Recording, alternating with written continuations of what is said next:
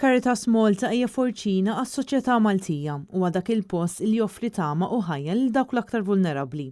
Kienet deskritta minn bosta persuni il-ħidma tal-Caritas meta l-4 filgħodu kienet inawgurata l-binja l-ġdida fil-Ħamrun, ċentru fil-komunità li qed jirrispondi għal bżonnijiet tal-lum. Fil-fatt fl-ewwel sena minn meta Caritas Malta bdiet topera minn dan il-Community Center ġew mejjuna madwar 800 persuna bi problemi soċjali diversi, kif ukoll 700 persuna li kellhom problema tal-vizzju ta' droga u r-raba tagħhom li ammontaw għal madwar 500 persuna. Apparti dan Caritas permezz ta' għajnuna min-naħa ta' Djakonija offrit support lil 1300 familja fil-parroċċi madwar Malta u Għawdex. Id-direttur ta' Caritas Malta Anthony Gatt qal li din il-binja qed tkompli tgħin sabiex ikun eradikat il-faqar u ssir ġustizzja soċjali.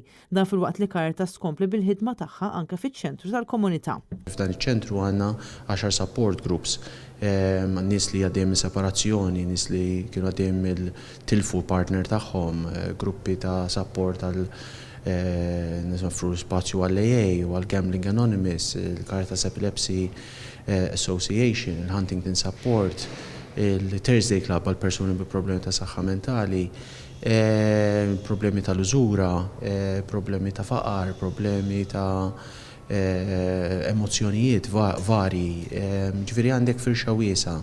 Anthony Gatt saħaq li l-iskop prinċipali ta' dan iċ-ċentru huwa li dawn il-persuni ikollhom id-dinjità li tixirqilhom.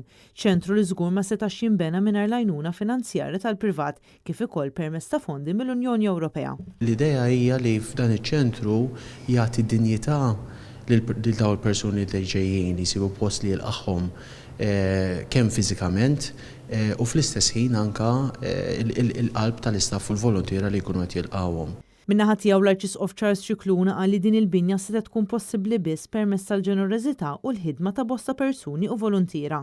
Saħaq li f'dan iċ-ċentru kulħadd iħossu milquh hekk kif huwa xhieda tat-tama li Malta u d-dinja kollha għandha bżonn. Fl-istess attività ta' inawgurazzjoni tkellmet ukoll is-Segretarju Ġenerali ta' Caritas Ewropa Marija Niemen, illi faħret il-ħidma imprezzabbli ta' Caritas Malta filwaqt li saħħet li din hija ħolma li saret realtà. Preżenti għall-inawgurazzjoni kien hemm il-Viċi Kap Nazzjonalista Elix Perċi Kalaxxone, id-Deputati Nazzjonalisti Ivan Bartolo u Bernice Bonello, il-Prim Ministru kif ukoll numru ta' membri mill-Amministrazzjoni tal-Kurja. Sinifikanti wkoll il-preżenza ta' Don Victor Grech, fundatur ta' Caritas Malta.